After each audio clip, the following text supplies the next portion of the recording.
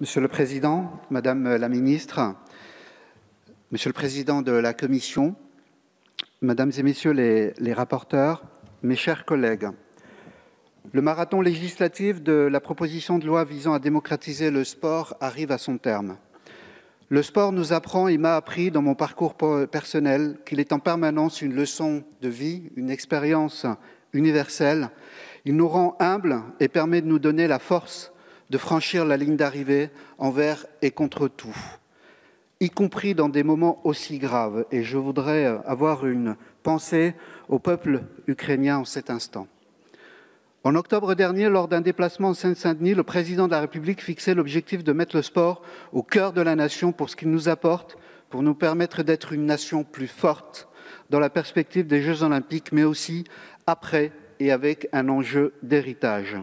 Le message que nous devons livrer cet après-midi est un message d'unité nationale à ces millions de Françaises et de Français, pratiquants, encadrants, bénévoles, responsables fédéraux qui attendent notre voix et s'impatientent de notre vote. Ils sont le cœur battant de notre pays. Les enjeux auxquels nous devons faire face sont immenses. Vouloir démocratiser le sport, c'est une ambition politique qui le place au cœur de la nation avec un objectif de près de 3 millions de nouveaux pratiquants. Vouloir démocratiser le sport, c'est aussi une méthode, un travail de plus de 3 ans pour aboutir à un texte équilibré, co-construit avec les différents cabinets ministériels, le Comité national olympique et sportif et enrichi des propositions des sénateurs pendant la navette parlementaire. Je veux tous les remercier, et en particulier les rapporteurs Céline Calves, Pierre-Alain Alphand, Cédric Roussel et tous mes collègues, ainsi que notre président de groupe Christophe Castaner. Le Parlement du sport que nous avons mis en place en 2018 avec François Cormier-Bouligeon et Cédric Roussel et le travail de 2 groupes d'études sport ont permis d'amener sur la table de nombreuses propositions qui placent le sport au cœur des préoccupations de l'Assemblée nationale, et c'est tout à fait nouveau dans cette institution. Notre majorité a su apporter cette respiration et cette fraîcheur. Je veux aussi vous remercier très sincèrement, Madame la Ministre, et tout votre cabinet, à travers vous, le gouvernement également. C'est ensemble que nous sommes arrivés à ce très beau résultat, même si de nombreux chantiers restent encore devant nous.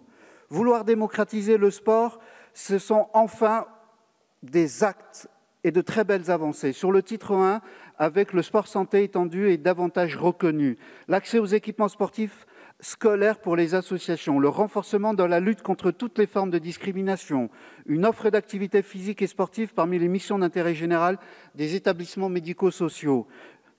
Et enfin, sur le titre 1, l'élaboration des plans sportifs locaux.